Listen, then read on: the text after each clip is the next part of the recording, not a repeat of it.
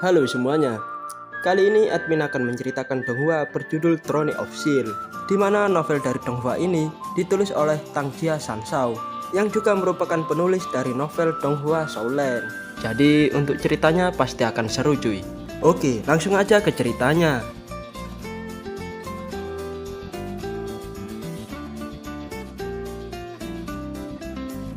Dunia manusia mulai didatangi oleh para iblis. Mereka datang dengan 72 pilar iblis dan 72 dewa iblis yang membuat dunia manusia tak bisa damai. Mereka pun saling berperang, yang dimana manusia memiliki pasukan pemburu iblis yang terdiri dari 6 kekuatan utama aliansi Kuil. Mereka berencana mengusir para iblis dari dunia manusia.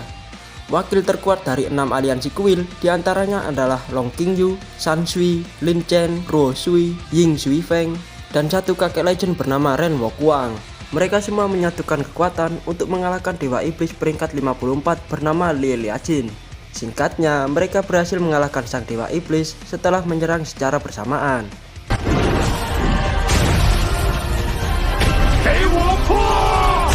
Namun sang dewa iblis berubah menjadi sebuah mahkota untuk melarikan diri. Para pejuang lalu mengejar dewa iblis agar tak beregenerasi. Tapi tak disangka, pemimpin dari 72 dewa iblis yaitu Kaisar Feng Qiu datang secara langsung untuk menyambut para pejuang. Para pejuang seketika dibuat bersemangat karena bisa berhadapan langsung dengan Kaisar Iblis. Namun Kaisar Iblis yang terlalu overpower hanya perlu satu jari untuk menghentikan waktu dan menyerang telak para pejuang.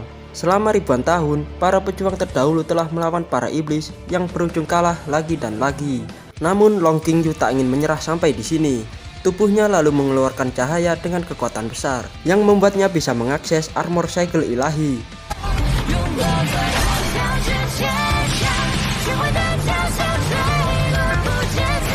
Dengan kekuatan baru yang dia dapatkan, Long Qingyu langsung mencoba menyerang Kaisar Iblis dengan kekuatan dahsyatnya. Tapi terlihat Kaisar Iblis yang masih terlalu OP dan menyerang balik Long Qingyu. Kemudian Kaisar Iblis pergi begitu saja, yang membuat para pejuang kebingungan dengan hal ini. Kepergian dari Kaisar Iblis juga diikuti dengan hilangnya istri dari Long Qingyu yang bernama Yu-Er. Terlihat Yu-Er sedang dikawal oleh 2 iblis penjaga untuk dihadapkan pada Kaisar Iblis. Tak ada yang tahu apa niatan Yu-Er bertemu dengan Kaisar Iblis.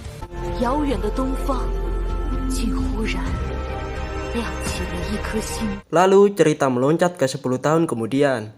Di sebuah kota yang damai bernama Kota Odin, terdapat akademi pelatihan untuk menjadi kesatria. Terlihat salah satu murid di sana adalah MC kita kali ini, yang bernama Long Hao-sen. Akademi diajar oleh Balza, yang pada saat ini Balza akan mengetes para murid untuk memastikan kelayakan mereka menjadi pelayan satria. Untuk tesnya sangat simpel, mereka hanya akan memukul sebuah pilar yang akan menunjukkan kekuatan spiritual mereka.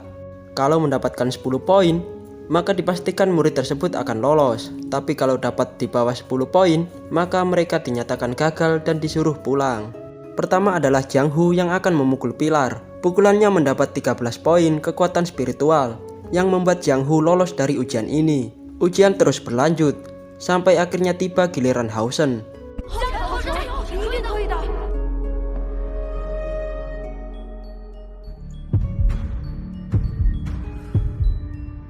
Tapi pukulan Hao-sen hanya mentok sampai 9 poin, yang membuat Hao-sen tidak lulus.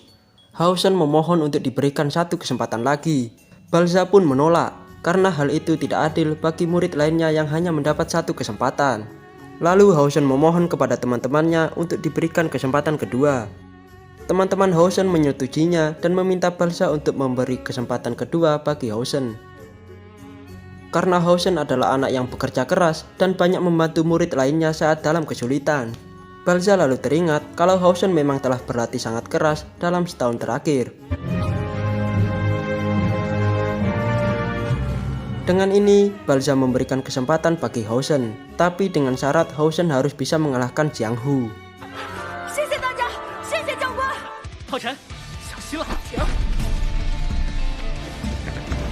Hao-sen dan Jiang Hu saling bertarung dengan kekuatan penuh mereka, yang pada akhirnya dimenangkan oleh Hao-sen. Hao-sen juga langsung memukul pilar di belakang Jiang Hu dan mendapat 11 poin. Dengan ini, Hao-Shen dinyatakan lulus dan menjadi pelayan kesatria.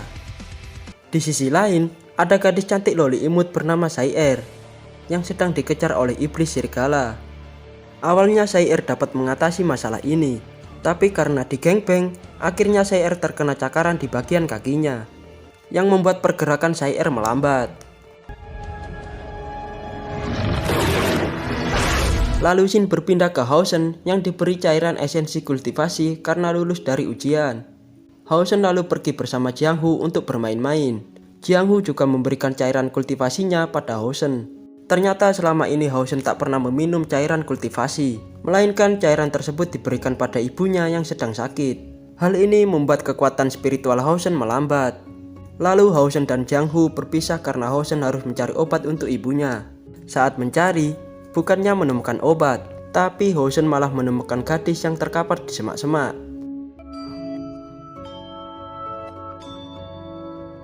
Namun sayangnya gadis ini bisu dan hanya bisa berkomunikasi dengan cara menulis huruf di tangan Hao-Shen. Gadis ini bernama Sai-Er. Sai-Er menyampaikan kalau ada orang jahat yang sedang mengejarnya. Hao-Shen dengan gagah beraninya berkata kalau dirinya tak akan lari dari masalah ini dan mengira kalau yang mengejar Sai-Er hanyalah badut jahat biasa. Tapi saat badut itu datang, Hao-Shen seketika panik dan melarikan diri membawa Sai-Er yang terluka.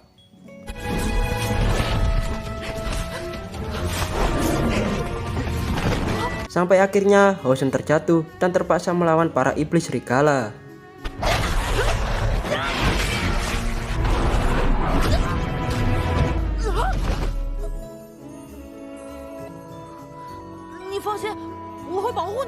Karena keahlian Hao-Shen, Hao-Shen dapat mengimbangi iblis serigala.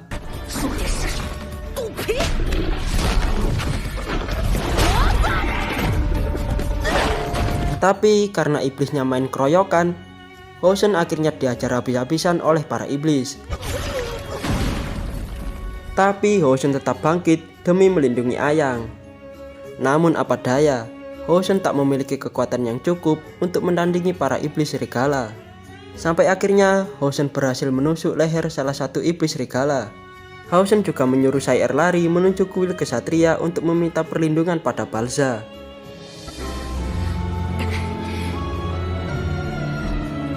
Namun Sai-Er menolak dan memilih untuk bertarung bersama-sama.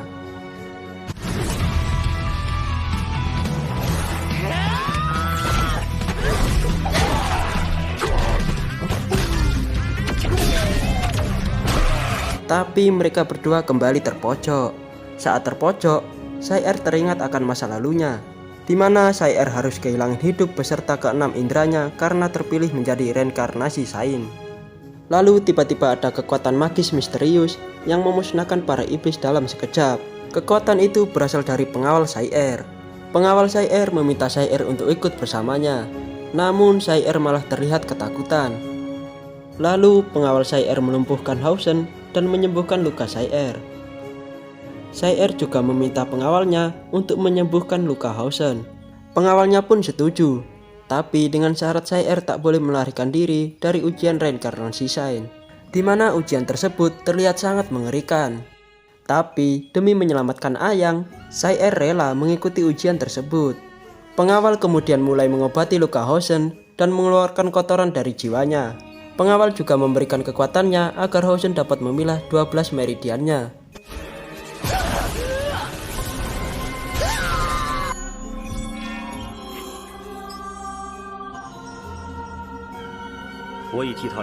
Lalu Sai-Er memberikan cincin pemberian Tuan Besar pada Hao-Shen. Terlihat kalau cincin itu adalah barang berharga dan memiliki kekuatan. Setelah itu, Sai-Er pergi dengan pengawalnya. Dan cerita dari Donghua Throne of Steel berakhir sampai di sini. Admin akan melanjutkan ceritanya di part selanjutnya.